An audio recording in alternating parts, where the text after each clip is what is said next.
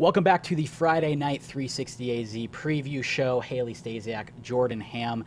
And as we are looking at this season, we're still a couple of weeks away from week 0. We wanted to take a look at some of the programs that are most interesting to us. We're going to start with a couple of state champions, and we just talked about the Chandler Wolves with Coach Wright over at IMG. He was great.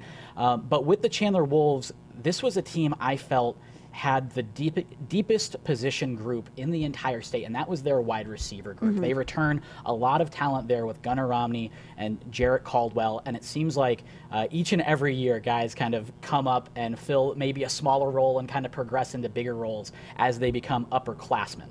You know, like you mentioned, Gunnar Romney up at the opening, really impressed. He had just over 1,300 receiving yards in 2016. You've also got Jacob Conover returning. Huge, major key right there for the Wolves.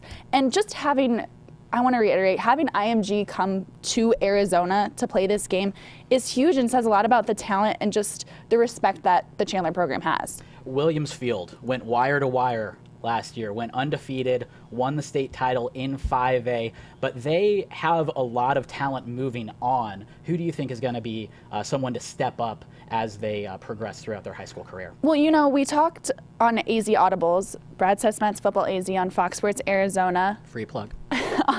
Coming up before and after Diamondbacks games this week, and he talked a lot about the talent in the state at quarterback. And Williams Field has their returning quarterback from 2016 and Zach Shepard. He had 2,740 passing yards in 2016. So right there, I think that is going to be the key for Williams Field. They're losing some guys, but having that core leader in that position is going to be the key. And Trey Bugg was huge last year in the secondary. I think that there's a guy that can certainly fill that role, kind of as his role grows. He was certainly a contributor last year. Noah Pola Gates. This is a guy in the secondary. He's very versatile. He's played some wide receiver. We've seen him. They love to get the ball in his hands, and they love what he does in the secondary. They just seem to produce ball hawks there in that secondary. Just picked up an offer from the University of Arizona. So that's definitely someone to look out for. Now, the Saguaro Sabercats, the Drive for 5. This is a team that, like Williams Field, has to replace a lot of talent, but it seems like with Jason Mon's programs, they've been able to just reload every year and not so much rebuild. Well, you know, I mean, not saying that these other programs aren't going to be filling these holes easily, but with Jason Mons, he runs a program that sends Division I talent, many players of Division I talent, up to the next level every single year. I mean, Corey Stevens, Jax Waycaser, Brandon Boyce, Sean Seawards, all linemen that are moving on to that next level. And then, of course, you've got Jared Poplowski, Stone Matthews, and KJ Jarrell that are all moving on.